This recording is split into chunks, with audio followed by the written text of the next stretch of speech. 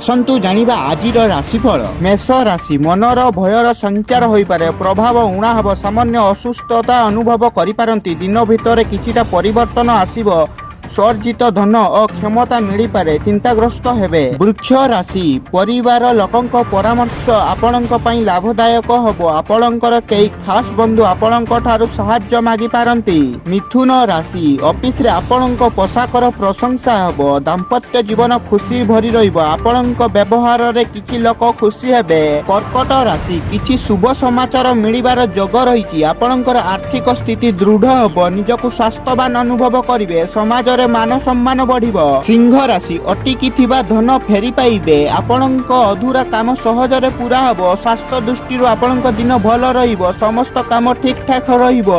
कन्या राशि संतान सुख प्राप्त होई पारे, सहयोगी आपणंक विचार रे प्रभावित हेबे, मन मुताबक काम पूरा हेबा द्वारा मन खुशी रहिबो। तुला राशि आपण निज भविष्यत विषय रे चिंता करिवे, परिवार सदस्यंक सहित संपर्क मजबूत हबो, आत्मविश्वास बढ़िबो, लव मेटंक पई दिनटी भल।